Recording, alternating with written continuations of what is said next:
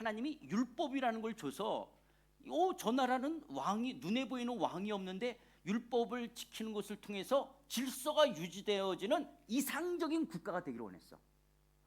그러니까 이스라엘 사람들은 하나님의 공의와 하나님의 사랑이 투영된 율법을 잘 지키면 그것이 이상적인 국민으로서 이상적인 국가로 쓸 수 있어. 하나님이 왕이 돼서 다스리는 나라로서. 그런데 이것들이, 이 이스라엘이 하나님이 지키라는 율법을 안 지키고 가나안의 문화와 종교와 섞이고 혼합되고 동화되어 하나님의 백성이라는 정체성까지 잃어버리게 되는 거예요.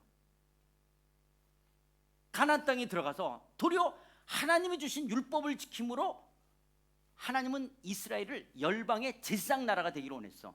이스라엘을 통해서 열방 사람들이, 다른 나라 사람이, 와, 하나님만이 정말 참된 신이구나, 하나님만이 진정한 왕이 되시는구나, 이렇게 하나님 앞에 오기를 원했는데, 아니 이스라엘이 도리어 하나님의 백성으로서의 삶을 살지 않고 가나안 사람들처럼 살아가는 거예요. 왜 그렇게 됐냐? 이 가나안 땅은 젖과 꿀이 흐르는 땅이야. 젖과 꿀. 젖이라는 것은 유목생활이에요. 꿀은 농경생활이에요. 그러면 가나안 땅에 들어가자, 이스라엘 사람들이 가나안 땅에 들어가자 뭐가 내리지 않게 됐죠? 그 전까지는 뭐 먹을 것이 왔는데 가나안 땅에 도착하자 뭐가 이제 안 오자, 뭐가 안 내리지? 만나가 안 내리게 돼요. 그러니까 그 전까지는 이스라엘 사람들은 그냥 자연의 현상이라고 생각했어. 만나라는 게 내리고 이게 하나님이 주시는 건데, 그래, 왜냐 40년을 왔으니까 그냥 자연현상이라고 생각할 수도 있겠지. 그래서 그걸 먹는데 가나안 땅에 딱 들어가서 만나가 끊어졌어. 이제 매일 먹을 게 없어져. 자, 그러면 이스라엘은 이제는 가나안의 농산물을 먹어야 되고, 아직 유목생활하니까 가축을 먹든지 농경생활에 그 어떤 열매들을 먹어야 되는 거야. 그 어떤 채소가 됐든 과일이 됐든 곡식을 먹어야 되는 거예요. 그런데 이스라엘은 지금까지는 유목생활이었어요. 이스라엘 사람들은 농사해 본 적이 있어요, 없어요? 없어요. 근데 가나안 땅에 들어가니까 무슨 생활이 되는 거예요? 유목생활도 있지만 농경생활이 되는 거예요. 농경생활은 풍년이 들어야지 내일의 보장을 되는 거예요. 풍년이 돼야 되는 거예요. 근데 이스라엘은 농사를 져본 적이 없어. 농사를 풍년이 안 되면 내일의 보장이 안 돼. 그러면 하나님을 신뢰해야 되는데 만나가 안 내려? 어떻게 해야지 풍년이 되지? 하고 가나안 사람들이 농사 짓는 걸 봤어. 어떻게 저렇게 하면 풍년이 된다라고 하는구나. 이 가나안 종교가 뭐냐? 농경 생활에 중요한 것은 태양의 일조량과 물의 물. 그렇죠?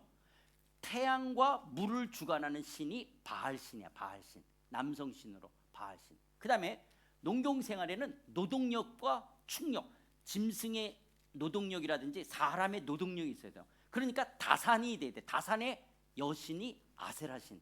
그래서 남성 신인 바알신과 아세라 신인 여신을 섬기면서 성경에 보면 이스라엘이 음행했다라는 말이 나와요. 그럼 왜 가나안 종교는 음행을 하냐? 성적으로 야한 게 아니라, 굉장히 어려운 질문인데 물어볼게요. 암컷하고 수컷이 결합하면 뭐가 생기지? 또 생명인데, 맞아, 생명인데 다른 말로 하면 뭐라고 말하지? 그 생명을 어미야 새끼가 생기는 거예요. 그지? 그게 뭐냐? 돈이 생기는 거잖아요. 이 새끼가 돈이잖아. 비즈니스가 생기는 거예요. 그러니까 지금 암컷하고 수컷이 결합하면 동물이 낳든 사람이 되든 비즈니스, 돈이 생기는 거예요. 그래서 농경생활 속에서 또 유목생활 속에서 우리에게 다산의 축복, 복을 달라는 게, 복을 달라는 것이 바알과 아세라신을 섬기면서 음행을 하면 그게 축복이 된다. 이게 가나안 종교예요. 그래서 여러분, 혹시 인도를 여행해 보신 분, 힌두교를 보면, 힌두교 사원을 들어가면 이렇게, 여러분 뭐 TV나 유튜브를 통해서도 봤는지 모르지만 남자 성기 같은 걸 조각해 놓거나 성교하는 거를 막 이렇게 조각했어. 인도 그 힌두교 사원 보면 그런 거 있죠. 너 야동 보면서 본 적이, 거기는 안 나오지. 그런 게 있거든. 그러면 이 사람들이 야해서 그러는 게 아니라 뭐냐? 농경생활에 축복을 갖다 달라는 것이 그런 음행으로 나타나는 거야. 이게 모든 종교에 들어가 있어. 그래서 불교에도 가슴이 있는 불상이 있어. 이게 다 남성과 여성이에요. 심지어 한국에도 있어요. 천하 천하, 대장군, 지하, 여장군 다 남성과 여성이야. 다 농경생활 속에서는 이 남성과 여성을 통한 축복을, 이게 가나안 종교의 뿌리 드는 거야. 그러니까 이 모든 종교들 속의 뿌리가 어디에 기초를 두고 있냐? 가나안 종교에다가 기초를 두고 있는 거야. 그래서 농경생활과 유목생활에 복을 달라.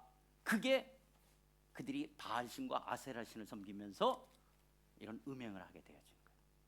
그러니까 하나님께서 니네들이 이상적인 국가로 하나님 나라의 백성이 되기를 원해서 열방의 제상 나라가 되기를 원하는데 이들이 가나안 종교를 섬기면서 바알과 아세라 우상을 섬기게 되어지는 거야. 그러니까 하나님이 이제 농경생활로 표현해. 아니다, 내가 이른비와 늦은비를 주는 게 나다. 너희들이 나를 섬기면 메뚜기와 황충이 먹지 않고 감나무와 소나무와 포도나무와 소출이 무성케 하겠다. 돌아오라고 하나님을 섬기라고 선지자를 통해서 이야기하는데 이것들이 돌아오지 않는 거야. 계속 하나님을 저버리게 될 때 결국 북쪽 이스라엘은 BC 722년에 아수르에 의해서 멸망을 당하고, 아수르를 멸망시킨 바벨론에 의해서 남쪽 이스라엘 유다는 BC 586년에 멸망을 당해서 이스라엘이 바벨론으로 식민지로 가게 되었죠. 그래서 식민지를 가가지고 70년 동안 노예 생활을 하게 돼요.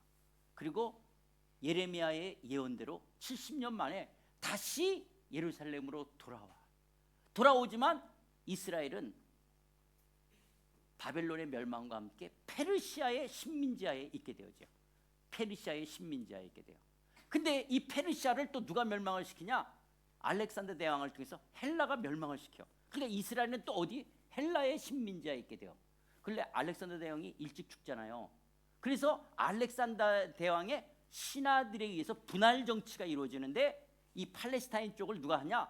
이 프텔레마이오스 왕조가 다스리게 돼. 그러니까 이스라엘이 또 프텔레마이오스 왕조의 식민지 생활을 하게 돼. 그리고 또 시간이 지나면서 셀루쿠스 왕조가 다스리게 돼. 그래서 셀루쿠스 왕조의 식민지 생활을 하게 되는데 이때 이 셀루쿠스 왕조의 안티오코스 4세라는 사람이 예루살렘 성전에다가 제우스 신상을 갖다 놓는 거야.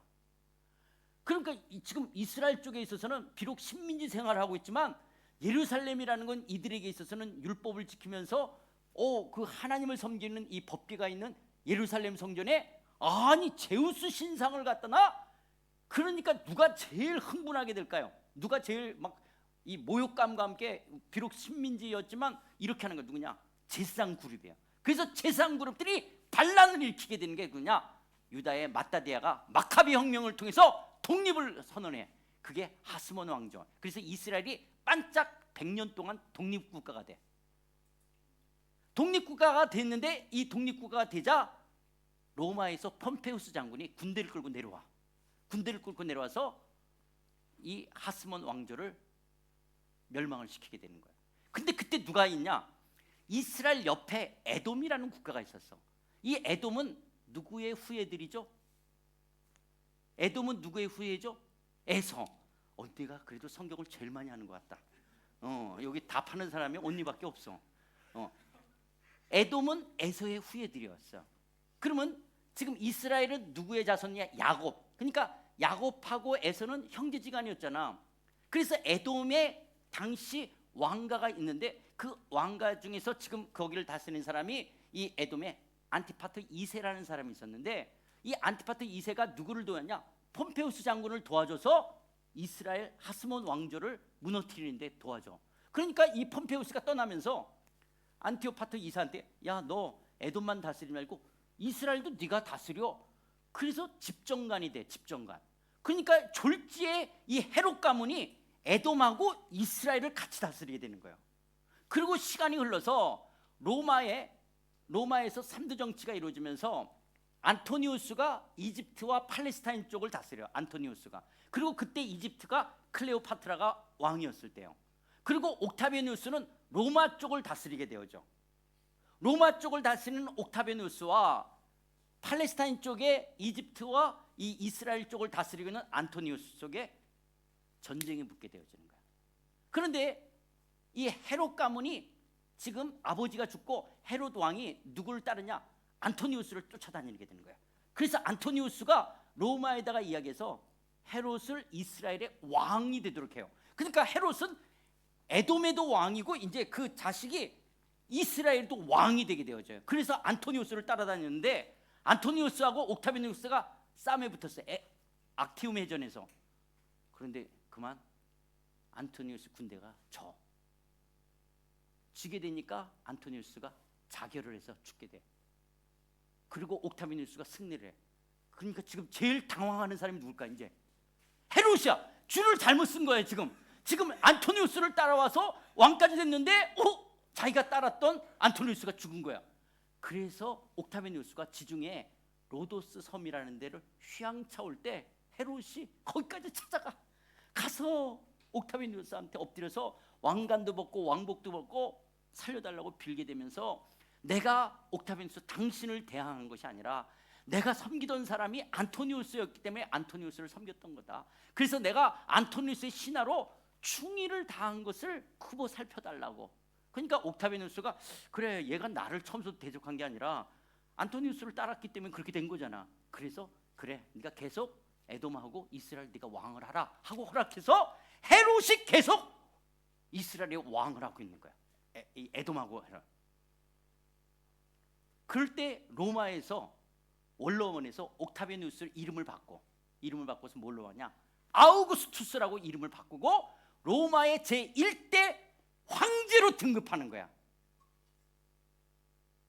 팍스 로마나.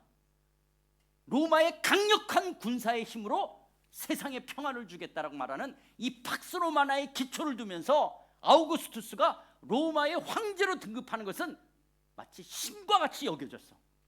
이때 당시 로마의 황제가 된다는 것은 거진 신처럼 여겨지고 천하를 호령하는 거야.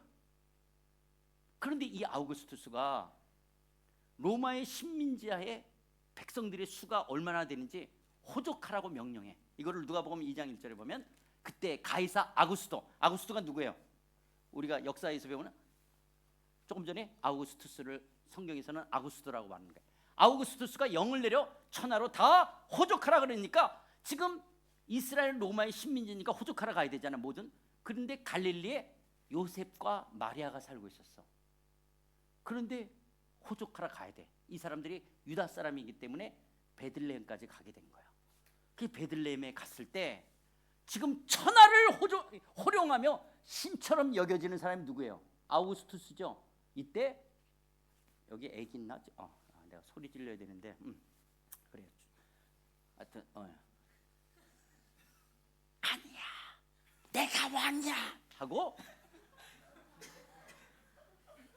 예수님이 인간의 몸을 입고 예수님이 이 땅에 오는 거예요. 우리와 소통하기 위해서. 내가 왕이라고. 아우구스투스, 네가 왕이 아니라 내가 왕이야 하고 예수님이 이 땅에 탄생하신 거예요.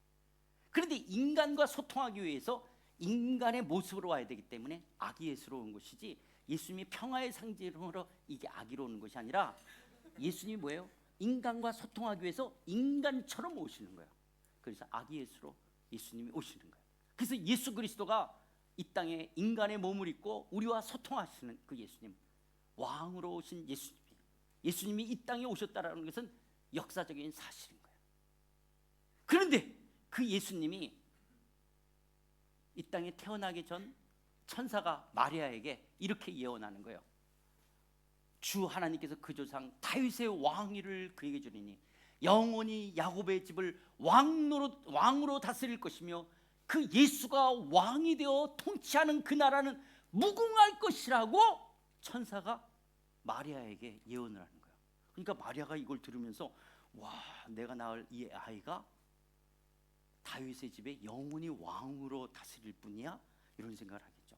그런데 이런 예언이 이미 예레미야에게도 하나님 뭐냐? 다윗에게 한 의로운 가지를 일 것이며 그가 왕이 되어 지혜롭게 다스리며 세상에서 정의와 공의를 행할 것이며 그의 나라의 유다는 구원을 받고 이스라엘은 평안히 살 것이며 그의 이름은 여호와 우리의 공이라 일컬음을 받으리라 예언했고, 그 예수님이 탄생하기 700년 전 이사야 선지자가 아까 읽었던 본문 속에서 그 정사와 평강에 더하며 무궁하며 또 다윗의 왕자와 그의 나라에 군림하여 그 나라를 굳게 세우고 지금 이후로 영원히 정의와 공의로 그것을 보존할 것이라. 만군의 여호와의 열정이 열심히 그 나라 예수가 왕이 되어서 다스리는 나라를 이뤄갈 것이라고 700년 전에 예언했던 대로 그 성취대로 예수님이 이 땅에 태어나는 거예요. 그리고 이제 예수님이 30살 때까지 이스라엘의 문화에 순응해요. 그래서 예수님이 30살이 되자 이제 예수님이 공적인 사역으로 자기를 드러내요. 그럼 왜 예수님이 하나님의 아들로서 인간의 몸을 입고 오셔서 우리와 소통하기 위해서 아기로부터 와서 왜 30살 때까지 가만히 있었냐?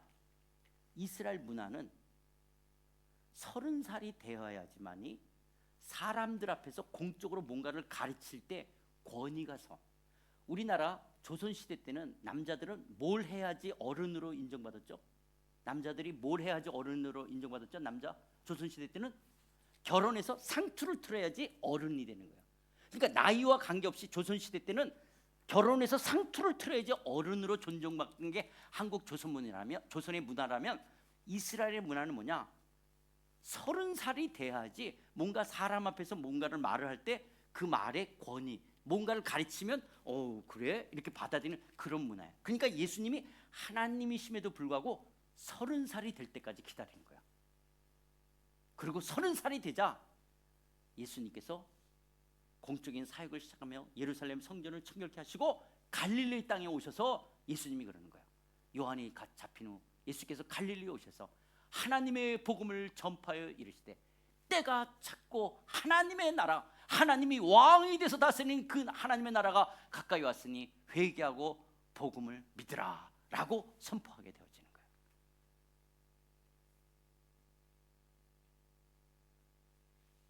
근데 여기 마가가 의도적으로 쓰는 단어가 있어. 복음이라는 단어예요. 이 복음이라는 말이 헬라어로 유앙겔리온인데 이 유앙겔리온이라는 말은 언제 쓰는 거냐? 헬라 문화권 속에서 왕이 등극해 즉위를 할 때, 황제가 즉위할 때 그 새로운 왕이 들어선다라는 게 기쁨의 소식이야. 그걸 유앙겔리온이라고 할 때 마가는 의도적으로 아니야, 예수가 왕으로 다스리는 나라가 도래했어. 그래서 하나님의 복음을 전파하여 이르시되 때가 찼고 하나님 나라가 가까이 있으니 회개하고 예수가 왕이 돼서 다스리는 나라, 하나님의 왕이 돼서 다스리는 그 나라, 이게 유앙겔리온 복음이야. 예수가 다스리는 나라가 도래됐음을 선포하는 거예요. 그런데 그 예수님이 하나님의 나라가 도래됐다고 이야기하잖아요. 그 하나님 나라가 뭐냐라는 거예요. 그런데 우리가 금요일 날 제가 했던 설교는 요거 뒤에서부터 나와요. 그래서 금요일 날 오신 분은 처음에 아우구스투스부터 등장했죠. 네, 그래서 아우구스투스가 나온 거예요. 그리고 예수님 이제 연결이 되죠. 그래서 아우구스투스부터 한 거예요. 그리고 금요일 거 못 들은 거는 오늘 가서 꼭 교회 홈페이지 들어가면 이제 여기서부터 금요일 거가 나오기 시작하는 거예요. 그런데 마가는 하나님 나라가 가까이 왔다는데 마태는 천국이 가까이 왔다라고 기록하고 있어. 여러분, 예수 천당 불신지옥 들어본 적이 있어 없어? 있지? 그러면 우리 한국 성경에는 천당이라는 단어가 있을까 없을까? 성경 안 읽어봤어도 괜찮아. 예. 천당이라는 단어가 있을까 없을까? 성경에, 우리 한국 성경에 예수 천당 불신지옥 없어. 그러니까 물어보겠지, 그지? 천당이라는 단어가 성경책에 없어. 자, 그러면 또 하나, 천국이라는 단어는, 이거는 오늘 1부, 2부 들으신 분이나 금요일 날 오신 분은 알 텐데, 천국이라는 단어가 기독교에서 중요해요, 안 중요해요? 굉장히 중요하잖아요, 그죠? 근데 천국이라는 단어가 성경 66권 중에 마태복음에만 나와. 와, 저는 제가 모태신앙이거든요. 엄마 뱃속에서부터 교회 다녔던. 나는 너무너무 충격을 받았어요, 처음 이걸 아는 순간. 왜냐면 어릴 때부터 들었던 게 예수 천당 뭐 아니면 천국이었는데, 천국이라는 단어가 성경 66권 중에 마태복음에만 써 있어요. 마태복음. 그래서 이렇게도 말할 수 있어. 한국 기독교가 한국에서 요구도 먹잖아. 별로 그렇게 사회에 선한 영향력을 지금 못하고 있잖아. 한국 교회가 마태복음에서 나오는 천국으로 기독교를 가르치지 않고 마가복음, 누가복음, 요한복음, 사도행전, 바울 서신에 나오는 하나님 나라로 기독교를 가르쳤다면, 한국 기독교는 훨씬 더 성숙했을 거야. 근데 너무너무 안타까운 것은 마태복음에만 나오는 천국으로 기독교를 가르쳤어. 근데 천국이나 하나님 나라와 똑같은 말이야. 그런데 그 단어가 우리에게 가져다주는 뜻으로서는 전혀 다른 말이 되어버려. 어떻게 되냐? 천국은 어떻게 죽어서 가는 내세를 말하는 거예요. 하나님의 나라는 지금 예수님을 믿으면 지금 하나님의 다스림을 받게 되는 거야. 그러니까 이게 굉장히 다른 뜻이 되는 거야. 그러니까 우리는 천국은 다 내세론이야. 예수 믿고 죽어서 간다라고 하는 거야. 그런데 하나님 나라를 믿으면 지금 하나님의 통치, 천국이 지금 시작되어진 거야.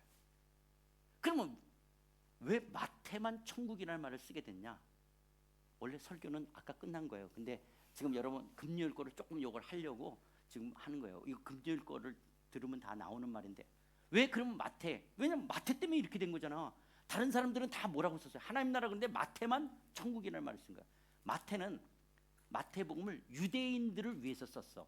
유대인들을 향해서 너희들이 십자가에 잡아 죽인 저 예수가 바로 하나님의 아들 메시아였다는 것을 유대인들에게 말하고 싶었어.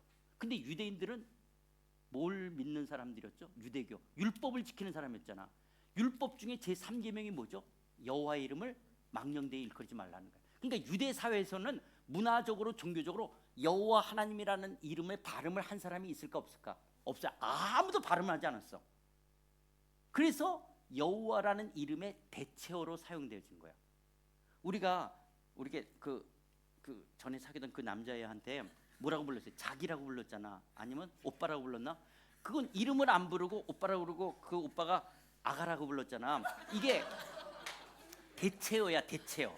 대체어가 뭐냐면 여보 아니면 결혼한다면 기영이 엄마, 기영이 아빠. 이건 이름을 안 부르고 대체어로 부르는 것처럼 여호와라는 이름을 망령되이 불러서는 안 되기 때문에 유대 사회 속에서는 여호와 하나님의 이름의 대체어가 아도나이 주, 그리고 또 하나가 하늘이라고 불렀어. 탕자가 아버지 앞에 돌아오면서 하늘과 아버지께 죄를 짓다 그랬죠. 하늘 그러면 유대인들은 다 알아들어. 여호와 하나님. 그래서 마태가 하늘이라고 말해요. 그럼 유대인들은 하늘 그러지만 다 뭘로 알아들어요? 하나님으로 알아들어요. 여호와 하나님. 나라 그러면 헬라어로 바실레이아 그러면 전부 다가 다스린다, 통치한다. 그러니까 마태가 하늘 나라 그러면 유대인들은 하나님이 다스린다 이렇게 알아듣는 거예요. 그런데 이 마태복음을 한자 문화권에 와서 번역을 해야 돼. 자, 한자 문화권에 딱 오니까 마태복음이 어떻게 써 있어? 하늘나라? 그러니까 어떻게 번역해? 하늘천 나라국. 그래서 천국으로 번역해. 천국으로 번역해 놓으면 어떻게 되냐? 우리는 천 그러면 어떻게 해요? 수금지와 목토 천의 명. 저기 하늘을 생각하게 되는 거예요. 그렇죠. 또 나라 그러면 지리적 영토적으로 생각나? 그러니까 저기 하늘 어딘가에 나라 천국이 있을 거라고 생각하고 천당이라는 단어가 2번 중국 성경에 나와. 그것도 히브리서하고 베드로전서. 그러니까 우리 한국의 1세대 어르신들은 한자를 읽을 줄 아는 분이었어. 그 중국 성경을 보니까 천당이 나오는 거야. 그러니까 나라 국자보다는 마태복음에 나오는 나라 국자보다는 집당자가 한국 정서에 더 맞아. 이런 초가집처럼 더 다정스럽게 느끼니까 우리 한국교회 1세대 어르신들이 천당이라는 말, 예수 천당 불신지요. 이 천당이라는 말을 쓰게 되어진 거야. 그러니까 우리는 어떻게 되냐? 전부 죽어서 가는 저기 하늘 어딘가에 천국, 천당이 있을 것처럼 오해하게끔 되어진 거예요. 그러면서 이 도교의 영향이 중국이 있던 것이 한국 속에서도 옥황상제가 있어서 옆에 시녀들이 이렇게 부채질하고 덩신 춤추는 것처럼 이게 도교거든.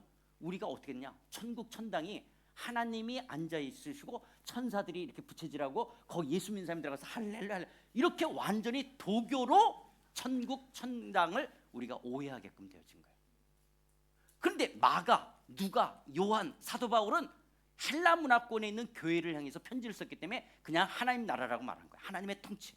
근데 마태만 유대인들 때문에 천국이라는 말을 쓰게 되어진 거예요. 그래서 천국과 하나님 나라는 똑같은 말이야. 똑같은 말인데 천국으로 우리는 쓰기 때문에 죽어서 간다라고 생각하게끔 되어지는 거예요. 근데 하나님 나라는 죽어서만 가는 게 아니라 지금부터 예수 믿으면서부터 하나님 나라 천국은 시작되어지는 거예요. 그러면 흔히 말했던 죽어서 가는 천국은 있을까 없을까? 지금 목사님 이야기대로 한다면 죽어서 가는 천국이 뭔가 없이 보이잖아요. 죽어서 가는 천국이 있을까 없을까? 있어요. 지옥이 있어요 없어요? 있어요. 자, 그럼 천국은 어디 있냐라는 거야. 수금지화 목토 천해명. 그래서 명왕선에서 한 100km 가다 보고 거기서 레프트 턴에서 또 한 1000km 가고 거기서 또 한 직진해 가서 한 또 몇 킬로. 그럼 거기 천당이 있냐라는 거예요. 그렇지 않아요. 지옥은 어디 있을까? 지옥은 천국은 저 위에 있을까? 지구 한가운데 있을까? 그래서 마그마 있어서 막 부항 유황불로 막 이런 거예요. 우리 3차원으로는 성경이 천국과 지옥이 어디 있는지 몰라. 그러나 반드시 있어. 천국과 지옥은 반드시 있지만 어디 어떻게 있는지 성경은 지리적 영토적 개념으로 이야기하고 있지 않아. 내가 화요일 날 이제 비행기를 타고 서울 가. 그만 아시아나가 공중에서 폭발했어. 난 천국에서 깰 거야. 거기가 어딜까? I don't know, you don't know, 피차 don't know, 쌤 don't know. 성경은 지리적 영토적으로 안 얘기하고 있다는 거야. 그러나 있어. 어딘지는 반드시 있지만 어디 있는지는 알 수가 없는 거야. 성경은 도리어 뭘 이야기하냐? 그 하나님의 통치를 이야기하는 거야. 하나님의 다스림. 그래서 예수님이 하나님의 통치, 하나님의 왕이 돼서 사시는 나라가 도래했음을 이야기하는 거야. 그래서 이제 금요일 날로 가면 천국으로 우리가 배웠기 때문에 일어나는 문제, 그래서 하나님 나라로 배워야 될 이유, 그것을 4가지를 이야기해. 그걸 들으시고 그 다음에 토요일 거를 들으면 그런 현재적 하나님 나라가 있지만 아직 예수님의 재림을 통해서 완성될 미래적 하나님 나라는 아직 안 왔어. 그럼 크리스천들은 already 이미 하나님 나라에 들어왔지만 아직은 하나님 나라가 아니야. 이미와 아직 속에 살아있는 그리스도인들, 우리들이 이 땅에서 하나님 나라 백성으로 살아가야 되는데, 이스라엘 사람들이 가나안 땅에 들어가면 이스라엘 사람으로 살아야 되는데 풍년이 돼야 되잖아. 그러니까 가나안 종교를 따라간 것처럼 우리들이 이 세상 나라를 따라가면 안 돼요. 하나님이 우리의 힘인데 세상 나라 사람들은 하나님이 없으니까 뭘 하나님으로 여기냐? 돈을 하나님으로 여기는 거야. 내 인생, 돈. 이것이 만모니즘이에요. 이 만모니즘에 우리가 따라가면 안 되는 거예요. 그런데 그리스도인들이 전부 다 뭐냐? 왜 나는 공부를 못할까? 왜 나는 대학을 이렇게 다닐까? 그런 것에서부터 왜 나는 직장? 그래서 우리 때는 스펙이었어. 근데 지금 제가 한국에 와서 이 20, 30대 사람들을 만나거든. 전부 연봉이야. 한국은 이제 다 대학을 다녔기 때문에 전부 다 연봉이 얼마 받느냐가, 근데 자기는 얼마 하면 이게 다 열등감, 눌림이야. 그래서 이렇게 그래, 이거 그냥 연봉이 별로 안 된다. 그래서 전부 사직서를 이렇게 들고 다녀. 그래서 조금만 더 주면 사회가 또 이런 사회가 되냐. 왜냐하면 예수 안 믿는 사람들은 하나님이 없으니까 결국 돈인 거야. 그러나 여러분들은 하나님 나라의 백성이에요. 그래서 여러분들이 연봉이 적을 수도 있어. 우리 딸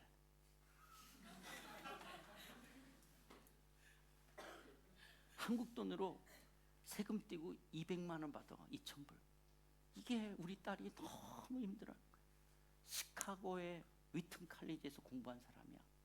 자기가 시카고까지 가서 공부를 하고 왔는데 한국에서 200만 원 받는다는 게 때문에 너무 힘들어. 자기 인생은 아주 열등한 거라고 생각해.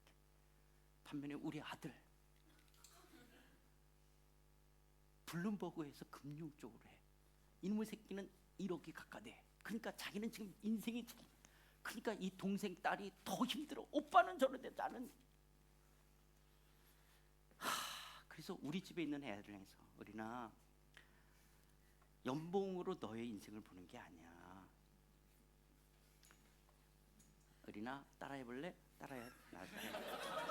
예수님 안에서 나는 나다.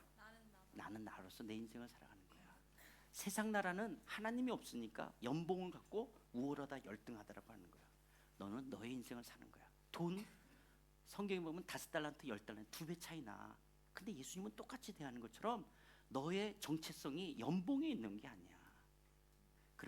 그런데 이 돈을 뛰어넘을 수 있는 것은 내가 가치와 의미야.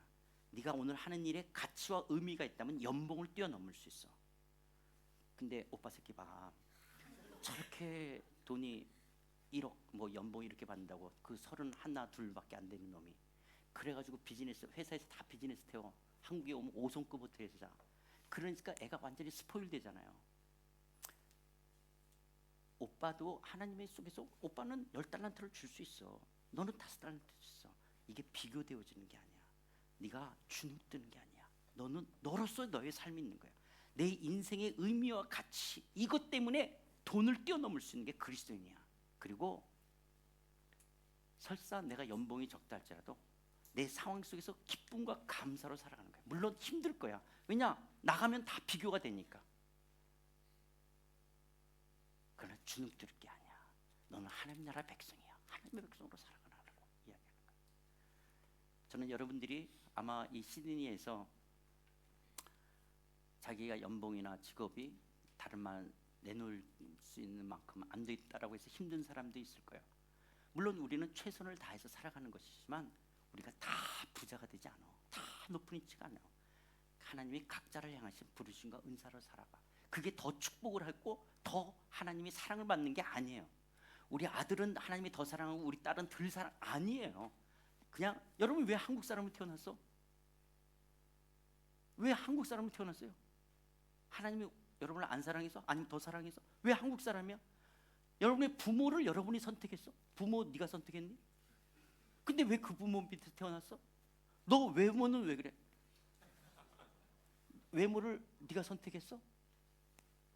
우리가 선택하지 않은 인생에 너무너무 중요한 것이 우리 인생에 내가 국가, 민족을 내가 선택했어? 부모를 내가 선택했어? 외모를 내가 선택했어? 나의 은사나 달란트나 장점 내가 선택? 아니에요. 각자 하나님은 마치 뭐와 같으냐? 하나님은 에덴 동산에 사자도 만드시고 토끼도 만드셨어. 독수리도 만드시고 참새도 만드셨어. 장미도 만드시고 들꽃도 만드셨어. 하나님은 보시기에 힘이 좋았다라고 말씀하셨어. 근데 에덴 동산에 죄가 딱 들어오니까 사자, 독수리, 장미는 우월해. 토끼, 참새, 들꽃은 열등하다라고 말하는 거야. 이게 죄의 결과예요. 그래서 이 세상은 우리를 우월하다, 열등하다, 힘이 되는 것을 우월하다, 힘이 없는 걸 열등하다라고 하는 거야. 그러면 예수 믿는 우리들이 기도하고 그리고 우리가 막 주여 3창 아니라 30창을 부르면 우리가 다 사자가 될까? 우리가 다 독수리. 주여 하나님 내 인생을 사자가 되게 해줘. 독수리, 장미가 되게 해줘. 그러면 우리가 다 사자가 되면 자연 질서가 파괴되는 거예요. 하나님은 참새와 독수리를 비교하지 않아. 그러니까 또 어떤 애가 그럼 목사님 나는 사자의 토끼야. 네가 사자든 토끼든 왜 그걸 생각하냐? 너는 따라해봐. 예수님 안에서 나는 나야. 너는 너로서의 최선을 다하면 되는 거지. 하나님은 절대로 네가 토끼든 사자든 하나님은 관계없어. 사자는 사자로서 열심히 살고 토끼는 독수리로서 살면 되는 거야. 이 세상의 잣대가 너를 열등하다고 말이지 하나님은 절대로 그렇지 않아. 그럼 왜 나는 왜 장미꽃이 아니고 안개꽃으로 장미꽃 뒤에 서야 될 이렇게 뒷놀이를 하는 사람입니까? 내 인생은 장미꽃. 그거는 가인의 문화 속에서는 가인의 문화가 또 뭔지 모르죠. 하여튼 그 들어봐요. 거의 그렇지 않아. 그냥 나는 나로서의 삶을 살아가는 거야. 호주 사람은 그렇게 살고 여기 얼마나 많은 다른 나라 사람들이 와서 살아가는 거야. 하나님은 지구촌 전체를 공동체로 보고 다양성. 여러분 숲을 바라볼 때 큰 나무 있고 작은 나무 있고 여러 가지 있으면서 하나님 전체 숲이 아름답다라는 거지. 그 개체를 우리가 비교하지 않는 거잖아요. 그런 것들을 비교하지 않는 거야. 그래서 어떻게 하냐? 네가 연봉을 200만 원 받아도 일의 가치와 의미 그리고 뭐냐? 그럼에도 불구하고 기뻐하고 감사로 살아가는 거야. 왜냐? 나는 내 인생을 살아가는 거야. 그러면서 이제 하나만 더 하고 마치. 여러분 요셉이 어떻게 양을 기르다가 국무총리로서 그 큰 나라의 국무총리로서 경제를 전체를 다스릴 수가 있어요? 양치던 목동이. 그렇죠? 하나님이 막 지혜를 줘서 그래요? 그런 것도 있을 수 있겠지만 요셉이 보디발 장군 집에 가서 노예 생활하죠. 그러면서 가정 총무가 되죠. 보디발 장군 집을 전체를 맡아서 어떤 청지기로서 어떤 집사로서 다스리게 되잖아요. 거기서 뭘 배워요? 애굽의 경제를 배우는 거예요. 그리고 애굽의 농경 제도를 배우는 거예요. 그리고 요셉이 억울하게 어디 감옥에 들어가서 뭘 배워요? 애굽의 법률을 배우고 그리고 거기서 잡혀온 사람을 통한 인맥들을 넓히게 돼요. 그것이 요셉이 국무총리가 됐을 때 애굽을 국무총리로서 역할을 감당할 수 있게 되는 거예요. 오늘 여러분들이 거하는 곳이 보디발 장군 집에 가정 총무일 수도 있어요. 그 배움이 이 다음에 총리가 되는데 사용될 수 있고, 때로는 억울하게 여러분이 감옥에 갇힐 때 거기서 배우는 애굽의 법률이 나중에 총리가 됐을 때 사용되어지는 거예요. 설사 총리가 안 돼도 돼요. 왜냐, 요셉의 진정한 꿈은 국무총리가 되는 게 아니었어. 자기 형제들한테 말해. 나중에 하나님이 우리 민족을 출애굽시킬 때 내 해골을 갖고 나가라.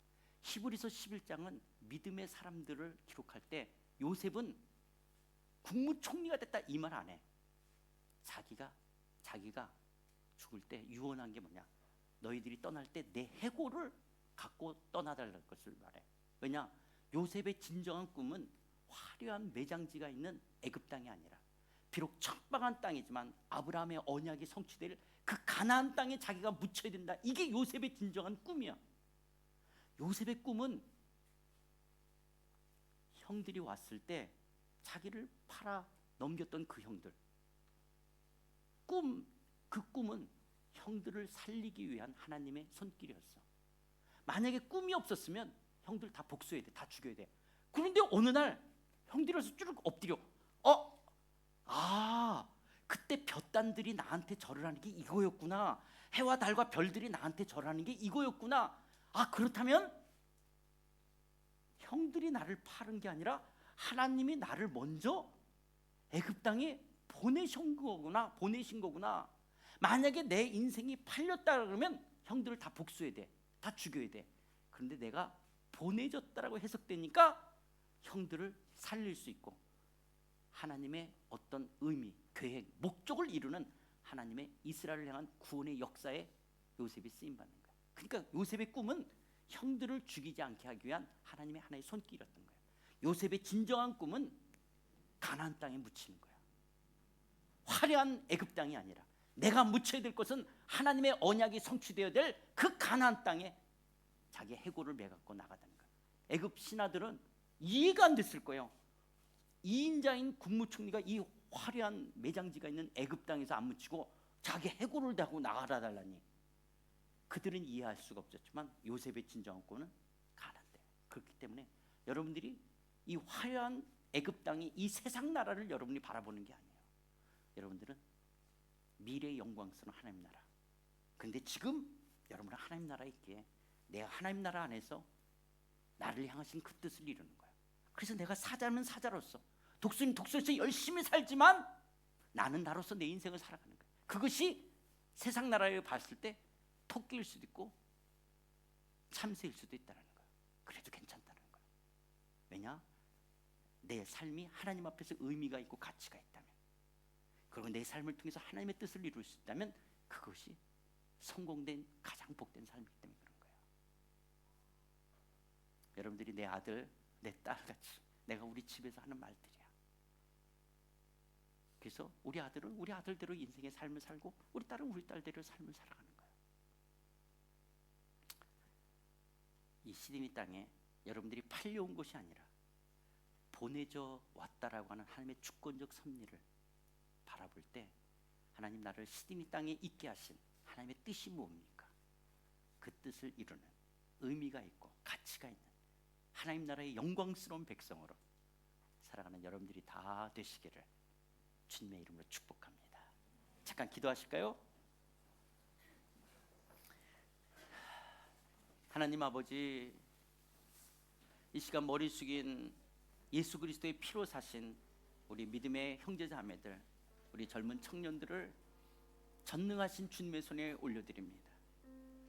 우리가 이 땅에 두 발을 딛고 살기에 이 만몬의 가치들 속에 이 잘못된 이 실용주의 가치, 그리고 이 힘의 논리로 이 세상을 평가하려는 이 만몬의 가치 속에 때로는 내 부모를 바라보며 왜 나는 이런 집에서 태어났는지, 나는 왜 이런 외모를 가졌는지, 왜 나는 이런 대학을 다니고, 왜 나는 이런 정도의 연봉을 받고 왜 이런 직업이 있는지, 어떤 사람은 우쭐거리고 어떤 사람은 열등하다라고 생각하는 이런 이 세상 나라의 가치 속에 자기 인생을 바라보는 것이 아니라 이제 눈을 들어 하나님 나라 안에서 내가 누구인지를 발견하게 하여 주시고 내 인생을 향하신 하나님의 부르심이 무엇인지를 알고 우리 인생의 진정한 가치, 진정한 삶의 의미와 목적을 깨닫고 하나님의 나라를 꿈꾸며 이 땅을 살아가는 믿음의 젊은이들 될 수 있도록 주님 이분들을 축복해 주십시오. 하나님, 이렇게 말하지만 너무나 시퍼런 현실이기 때문에 이제 이 예배당 문을 열고 나가면 맞이해야 될 이 세상의 만몬의 가치가 너무나 거대하게 마치 다윗이 골리앗 앞에서 물맷돌을 들은 것처럼 나약하게 보이지만 만군의 여호와의 이름으로 골리앗을 향하여 나갔던 것처럼 오늘 이 만몬의 가치 앞에 여호와의 이름을 들고 당당하게 나갈 수 있도록 도우셔서 비록 이들이 스펙이 열등하든 경제적으로 열등하든 외모가 열등하든 나의 주어진 환경과 여건이 열등하다 할지라도 기죽지 않고 예수 그리스도 때문에 당당하게 힘있게 주의 나라를 이루는 하나님의 사람들로 우뚝 세워질 수 있도록 우리 사랑하는 젊은이를 한 사람 한 사람을 축복해 주시고 이들의 마음속에 남이 알지 못하는 그림자들, 마음의 눌림들, 걱정하는, 그래서 내 인생은 왜 이렇게밖에 꼬이고 잘 안 되는지 자기 인생을 사랑하지 못하는 심령들 가운데 찾아가 주셔서 저들과 깊게 소통해 주시고 만나 주시고 위로해 주시고 하나님 저들의 눈에 비늘들이 펴져 내 인생이 주님 안에서 어떤 존재인지를 깨닫게 하여 주셔서 주 안에서 가치 있고 의미 있는 아름다운 삶 살아갈 수 있도록 이들을 축복해 주시옵소서. 하나님, 시드니 온누리교회 이 청년부를 축복하시고 이들이 주님의 이름으로 모일 때마다 하나님의 임재와 영광이 주의 말씀을 통하여 진리를 깨달으며 하나님의 나라를 바라보며 하나님의 그리스도 안에서 아름답게 쓰여지는 복된 삶 되게 하여 주시옵소서. 주님의 손에 한 사람 한 사람을 올려드립니다. 전능하신 주님 앞에 우리 믿음의 형제자매들을 의탁합니다. 주님께서 이들의 아버지가 되어주시고 이들을 통해서 영광과 찬송을 받아 주시옵소서. 예수님의 이름으로 축복하며 기도드리옵나이다. 아멘.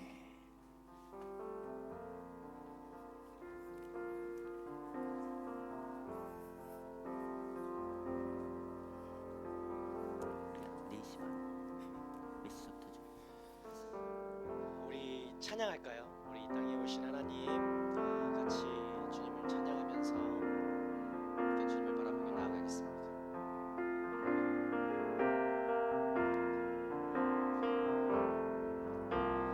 땅 위에 오신 하나님의 본체, 십자가에 달리사 우리 죄 사하셨네. 하나님이 그를 지극히 높여 그 이름 위에 뛰어난 이름을 주사 예수 이름 앞에 절하고 모든 입은 주를 시네. 영광 중에 오실 주를 보리라. 선포해 왕께 만세. 위와 위엄을 찬양해.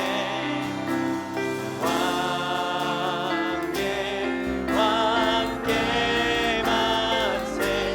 주 예수 하나님. 한 번 더 고백합시다.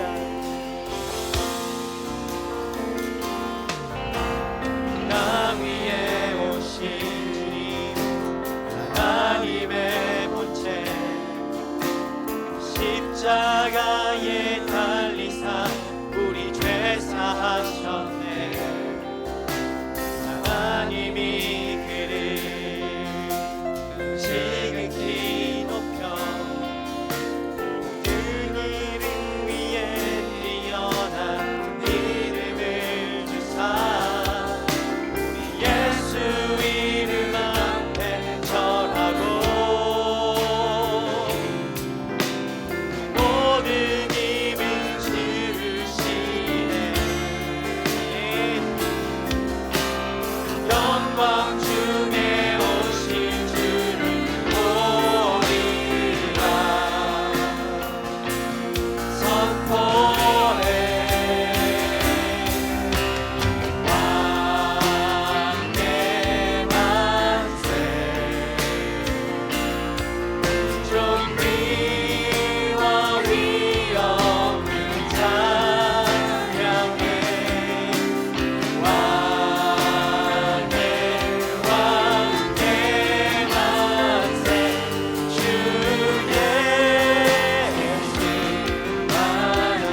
주의 만세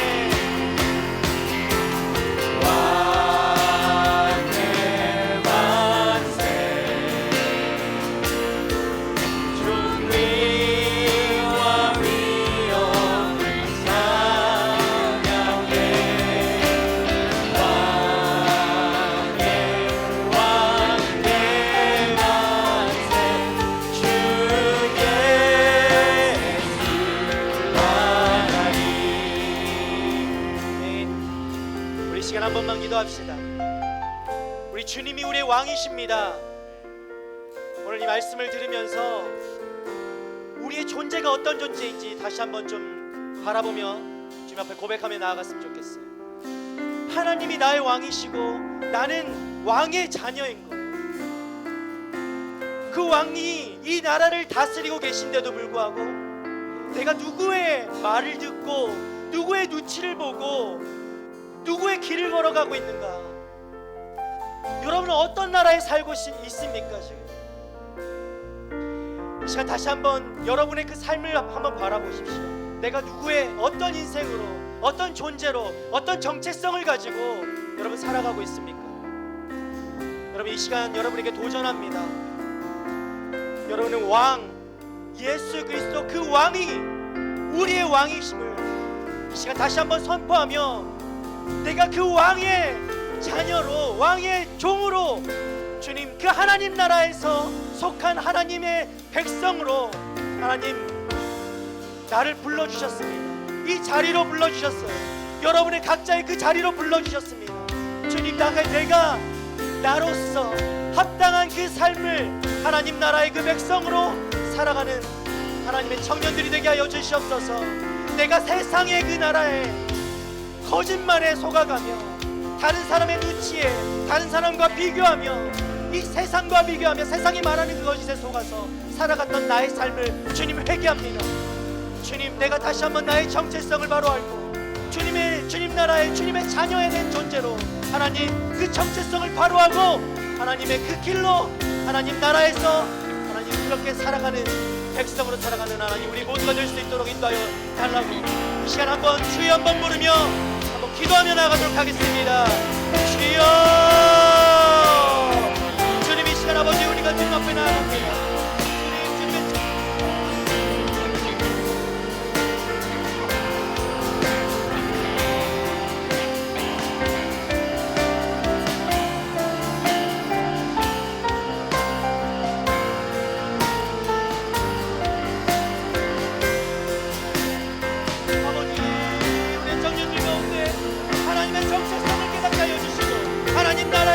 어떻게 살아가야 할지 하나님 세상의 비교와 세상이 말했던 아버지 그 길들이 하나님 우리 뼛속까지 아버지 파고들어서 우리의 삶이 지금 이 지점까지 와 있는데 주님 오늘 이 시간 아버지 그 말씀을 인하여서 하나님 우리가 다시 한번 듣는 자녀 왕의 자녀를 깨닫게 하여 주시고 하나님 그 정성을 가지고 세상에 보지 않고 하나님의 인도하신 분으로만 따라 살아가는 하나님의 인도로만 살아가는 세상 가운데 주의 자녀로 나된 것을 하며 그렇게 하여 살아가는 하나님 우리 모두가 될 수 있는 거 여주시옵소서.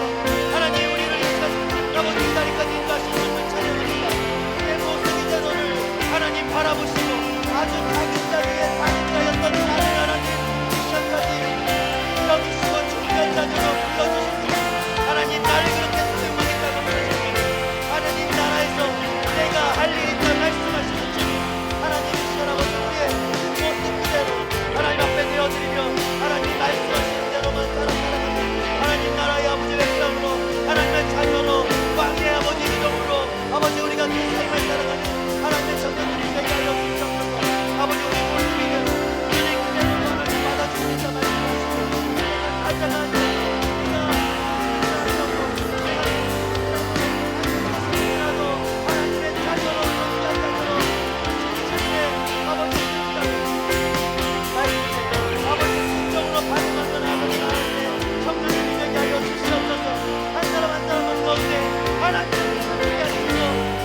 세상과 비교하지 않냐고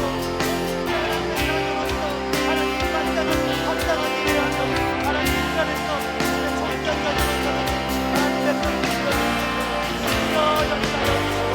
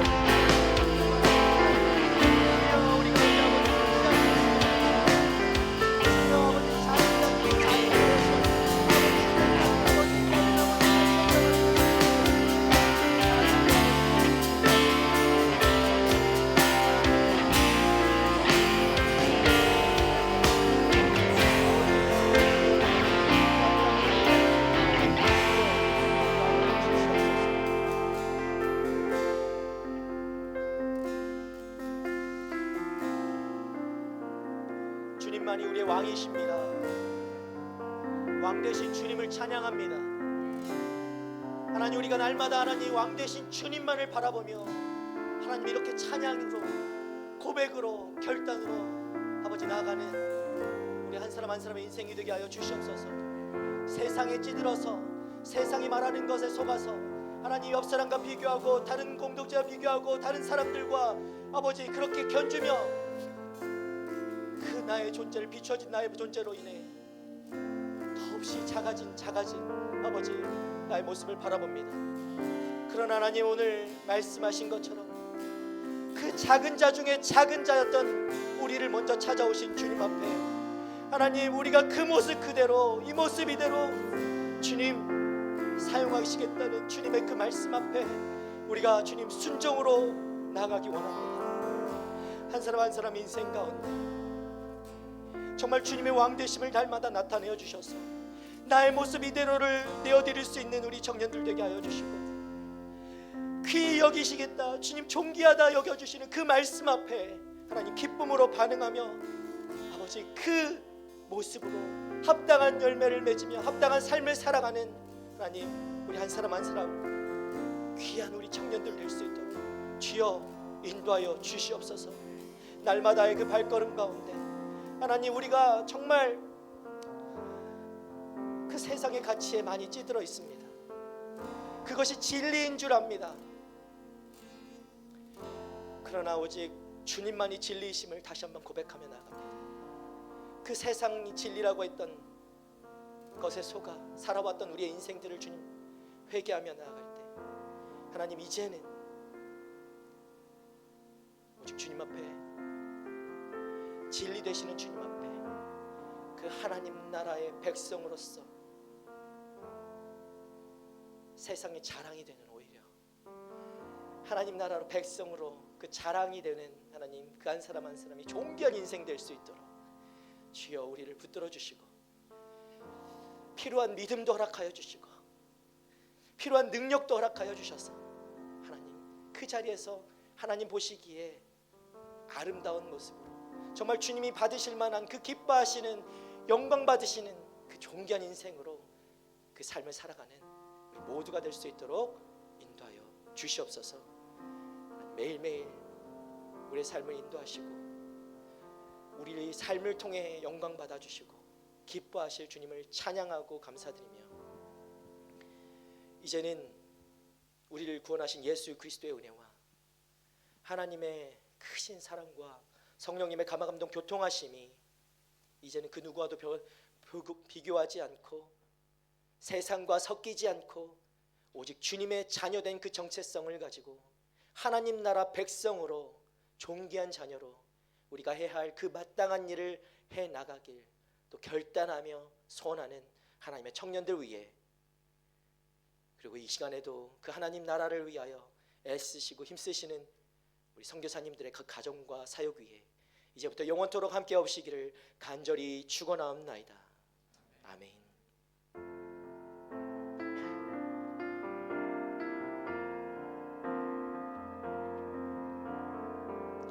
우리 다시 한번 우리의 왕 되시는 우리 주님께 감사와 영광의 박수 올려드리겠습니다. 아멘. 아멘. 우리